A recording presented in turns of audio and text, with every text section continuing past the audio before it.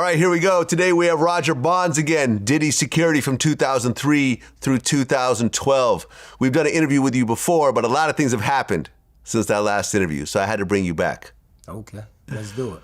Okay, so like I said, Sean Perez did an interview with you last time, but we're going to go into a lot more detail in terms of everything that happened, because when we did that interview, the Cassie lawsuit hadn't happened, videos weren't released, there were no indictments or whatever else. So there's a lot of holes that we're going to fill in here. So just to kind of give a background, you joined in 2003. Yeah, 2003. And before then you were locked up in Rikers, right? Yeah. Okay. And shout out to my man Tony Yayo. Remember in our interview he mentioned that you held him down while he was out there. Yeah, that's my boy right there, no question. Yeah, that's my man right there, regular guest. Okay, so you get out.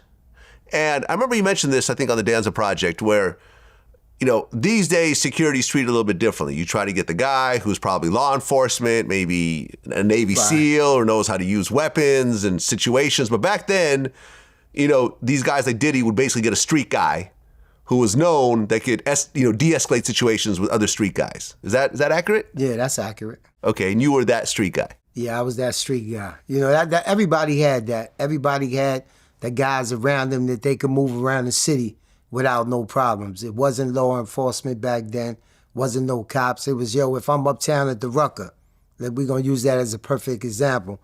Bad Boy had a team at the Rucker. You want to feel comfortable coming up to the Rucker. You want to feel comfortable coming up to Dykeman. And they're not going to respect police like that, but they'll respect, he just came up there with Bond. Oh, okay, cool. So yeah, that's the way everybody rolled, no matter what city you lived in. Right, because wasn't it right around that time that Wolf got killed? No, Wolf got killed, was it 2004? Like 2005. 2005, okay, a couple years later. Yeah. Was Wolf around during this time? He was around, but he wasn't around. He was in Atlanta back then. Right. Because I remember distinctly Wolf told me, he said, be careful. So I came on basically right after Wolf had left. Aha. You know what I'm saying? And one of my friends that just came home from jail doing 10 years for a body, and he was with Puff every day. I was with Loon. And then Uncle Paulie asked him one day, who want me to be with you all the time? He said, that's my man Bonds. They did the homework, and it came back authentic. And he was like, tell him to come through. And that was the lie. Ever since then, I've been there. Right, and Paulie was officially Diddy's head of security. Right, Paulie was the head, and Wolf was the head. Right. And I guess Paulie would be with Puffy in New York. Now, I remember I used to see the two of them in New York all the time. Like, he was right there with Diddy. Right. But when he would travel out of town, that's when your job would kick in. That's when mine would kick in, yeah. Every time we got back to New York, I was off, because we might be out of town for a month, 3 weeks, you know what I'm saying? That's when he had the Sean John building uptown, so I would be off when we got back. Okay, so you joined in 2003. By 2005... an incident happened with Kim Porter. Now, Kim Porter had been dating Diddy since 1994. They ultimately ended up having 3 kids together. At the time, in 2005, they just had 1 child together, but they had a very tumultuous relationship. I remember Kim did an interview with Essence, and she said that Diddy would call her 50 or 60 times a day. That, she said, it was like my life was not my own. He was very, very intrusive. And I remember I did an interview with the actor Michael Jai White, who was his ex was close friends with Kim Porter, right. And they'd be around, and he said that these phone calls would constantly come. They'd be hanging out, having drinks, and suddenly Puffy would call. She would have to go to the other room, argue with him, and so forth.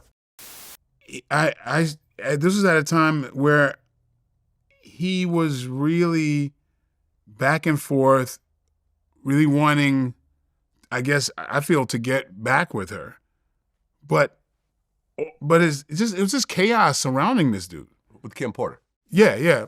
And we'd all be, me, Kim, and my ex at the time, I don't want to mention her name, get her drugged and dragged into here. Kim would be on the phone with him a lot. So there was a situation on a yacht. Right. You weren't there, but you were around. Right. Definitely. So what was that situation over? I can't tell you what the situation was over. I took them to where the yacht came and picked them up at. And Puff said, I don't need no security because it was just personal friends getting on the yacht. And then I picked him up when the yacht came back. And I seen Kim nose taped up. And it was whispers all around the office of everything that happened because his assistants were there and they was talking about it. He tried to say that she hit a table, but everybody in the office and everybody that was immediate around him knew exactly what happened. Okay, did you know what the argument was over? Because there was rumors that it was over Shakir Stewart because she had dated him before, and there was a story at one point. There was a wedding in Italy, L.A. Reid's wedding, and I guess Shakir was dating... Shakir was there. Yeah, Shakir was there. He was, at the time, dating Kim Porter, and they said that, you know, Diddy allegedly broke a chair over Shakir's head, left him bleeding there. He had to have stitches. You know, Diddy threatened that he was going to kill him, and so forth. You know, Shakir ended up committing suicide, you know, later on in 2008. Do you know about this story with Shakir?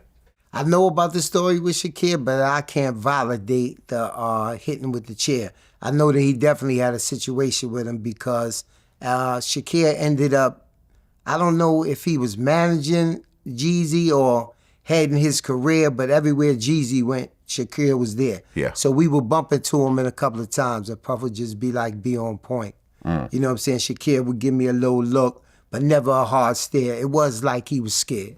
Okay, so there was some sort of tension between the two. Yes. Got it. Okay, but the situation happened on the yacht, and Diddy allegedly punched Kim Porter in the nose. Right. And her nose was broken. When you picked them up, when they were leaving the yacht, how bad a shape was Kim Porter in?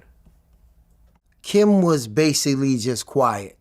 You know what I'm saying? You could tell she was sad. It wasn't like somebody was supposed to look when they came off a vacation on a yacht for a couple of weeks and stuff like that. And she had some tape over her nose. Okay, and there's actually a picture. This picture here was circling around. Yeah. Okay, so that tape over her nose, that was right around that same time. Exactly. Okay.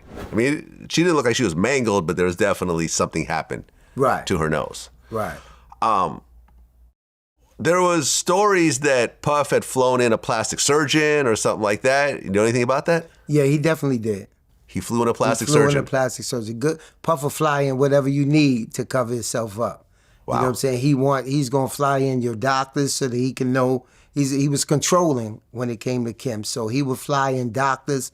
Anything that if anything was wrong with it, that it wouldn't get leaked out, he was able to control the situation.